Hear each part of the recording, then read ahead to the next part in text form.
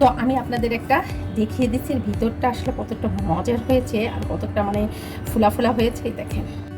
আসসালামু আলাইকুম ভিউয়ার্স, খুব মজাদার এবং সুস্বাদু একটা কেক পিঠা বানিয়ে দেখিয়ে দেবো। সেটা হচ্ছে তাল দিয়ে।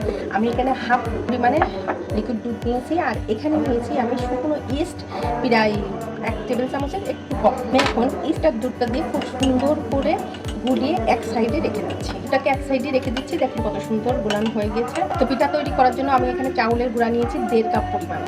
হাফ কাপ পরিমাণে আমি ময়দা নিয়েছি, হাফ কাপের কম পরিমাণে আমি এখানে গুঁড়ো দুধ নিয়েছি, স্বাদ মতো লবণটাকে নিয়ে নিয়েছি, স্বাদ মতো চিনি নিয়েছি। চিনি কম বেশি যে যেভাবে খায় সেভাবে খেতে পারবে। খুব সুন্দর করে সবগুলো উপকরণ দিয়ে এইভাবে চামচ দিয়ে নেড়ে চেড়ে নিচ্ছে। তাতে করে কি হবে, সমস্ত উপকরণগুলো শুকনো উপকরণগুলো একসাথে মিক্সড হয়ে যাবে। তো আমার সবগুলো উপকরণ মাখানো হয়ে গেছে। এখন আমি এর ভিতরে আগে থেকে রেডি করে রেখেছিলাম তাল, আমি সেই তালটা দিয়ে দিচ্ছি। এই তালটা আমি সুন্দর করে পরিষ্কার পরিচ্ছন্ন করে পানি থেকে তারপরে আমি রেখে দিয়েছিলাম ফ্রিজে। এখন আমি তালটাকে দিয়ে দিচ্ছি পরিমাণ। আর এই যে তৈরি করে রেখেছিলাম যে দুধটা ইস্ট দিয়ে, সেই দুধটা দিয়ে দিচ্ছি। সব উপকরণ দেওয়া হয়ে গেছে। সমস্ত উপকরণ দিয়ে খুব সুন্দর করে মেখে নেবে। তো যত মাখবেন তত সফট হয়ে যাবে এবং পিঠাটাও খুব সুন্দর সফট হয়ে যাবে। তো ভিউয়ার্স, এইভাবে করে আপনি তালটাকে যত ছানবেন ততই তালটা সফট হয়ে যাবে। এইভাবে করে আপনি 5 থেকে 7 মিনিট জাস্ট এইভাবে করে নেবেন। যত করবেন তত সফট হয়ে যাবে আর ততই হচ্ছে কেক পিঠাটা খুব সুন্দর ফুলে যাবে এবং খেতে খুবই মজা লাগবে আর সফট হয়ে যাবে। তো ভিউয়ার্স দেখেন, অলরেডি খুব সুন্দর করে মাখানো হয়ে গেছে আর মাখাতেও কিন্তু দারুণ সফট হয়ে গেছে। এখন আমি এটাকে ঢেকে রেখে দেবো একটা গরম তাপমাত্রায়, যেখানে রাখলে কি হবে, আমার পিঠাটা একদম সুন্দর ফুলে একদম টইটুম্বুর হয়ে যাবে। একটা ঢাকনা দিয়ে ঢেকে রাখতেছে, আপনারা চাইলে এর উপরে র্যাপিং পেপার দিয়ে র্যাপ করে রেখে দিতে পারেন।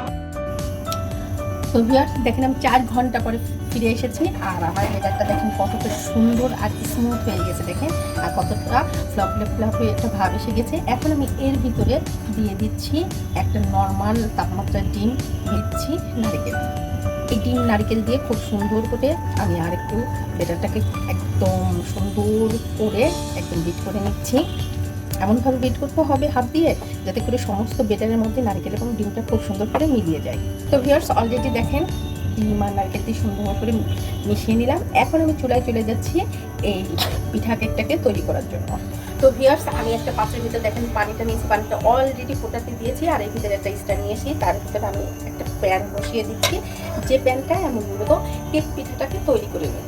আমি এখানে কলার পাতা বা কাঁঠালের পাতা বা কোনো ফয়েল পেপার ছাড়াই কিন্তু আজকে আমি কেক পিঠাটা বানিয়ে দেখিয়ে দিচ্ছি একটা মোল্ডের ভিতরে। এখানে এখন আমি এই মোল্ডগুলোকে খুব সুন্দর করে একটু তেল ব্রাশ করে দিয়ে দিচ্ছি, কারণ তেল ব্রাশ করে দিলে পরা পিঠাগুলো কেকগুলো উঠাতে খুবই সুবিধা হবে।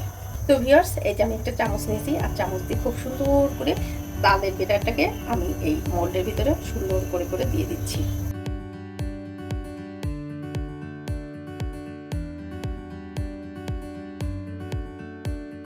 দেখেন আমি দিতে কিন্তু চারদিক থেকে পিঠাগুলো ওই কেকগুলো ফুলে যাচ্ছে। এখন উপর দিয়ে জাস্ট একটু ডেকোরেশন করার জন্য আমি একটু নারকেল দিয়ে দিচ্ছি, তাতে কি হবে দেখতে কিন্তু খুব বেশ সুন্দর লাগবে আর খেতেও কিন্তু সেই মজা লাগবে। আর দেখেন অলরেডি কিন্তু একটা ফুলা কিন্তু ভাব এসে গিয়েছে। আর এই পর্যায়ে কিন্তু আমি জালটাকে কিন্তু অন করেই রেখেছি। আপনারাও কিন্তু যখন পিঠাটা তৈরি করবেন অবশ্যই জালটাকে অন করে রাখবেন। তো আপনারা যদি আমার চ্যানেলে নতুন হয়ে থাকেন প্লিজ আমাকে একটা লাইক কমেন্ট শেয়ার করে রাখবেন, আর ফেসবুক থেকে দেখে থাকলে একটা ফলো দিয়ে রাখবেন এবং একটা লাইক দিয়ে রাখবেন। অবশ্যই আমার ভিডিওগুলো আপনাদের যদি ভালো লেগে থাকে তাহলে অবশ্যই আমার চ্যানেলটাকে একটু সাবস্ক্রাইব করে আমার পাশে থাকবেন। তো ভিউয়ার্স, এই পর্যায়ে আমি একটা ঢাকা দিয়ে সুন্দর করে ঢেকে দিচ্ছি। এইভাবে আমি প্রায় 20 মিনিট পরে ফিরে আসবো। 20 মিনিট পরে কিন্তু পিঠা বা কেকগুলা ফুলিয়ে ডাবল হয়ে যাবে। তো এই পর্যন্ত আমরা একটু অপেক্ষা করছি। তো ভিউয়ার্স 20 মিনিট পরে আমি ফিরে এসেছি। দেখেন পিঠাগুলো ফুলে একদম কি বলবো। আর এই পর্যায়ে আমি চালটাকে বন্ধ করে দিচ্ছি। এখন আমি পিঠাগুলোকে আস্তে আস্তে করে তুলে নিচ্ছি। আমি একটা চামচের সাহায্যে পিঠাগুলোকে তুলে নিচ্ছি। দেখেন পিঠাগুলো কি দারুণ হয়েছে, মাশাআল্লাহ। আলতো করে কিন্তু এই পর্যায়ে উঠাতে হবে, কারণ এই পর্যায়ে পিঠাগুলো খুবই সফট আছে। দেখেন কি সুন্দর দেখা যাচ্ছে, মাশাআল্লাহ। তো ভিউয়ার্স দেখেন রেডি হয়ে গিয়েছে তাল দিয়ে মজার তালের কেক পিঠা। এটা ঠিক কতটা সফট হয়েছে, কি বলবো আসলে। এটি যে না তৈরি করবে সে কখনোই বুঝতে পারবে না যে আসলে এটি কতটা সফট।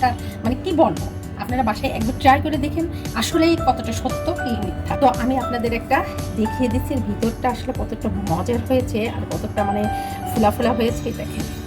তো বাসায় একবার এইভাবে ট্রাই করেন, আশা করি খুবই খুবই খুবই ভালো লাগবে আপনাদের এবং খুবই সহজভাবে আমি দেখিয়ে দিলাম।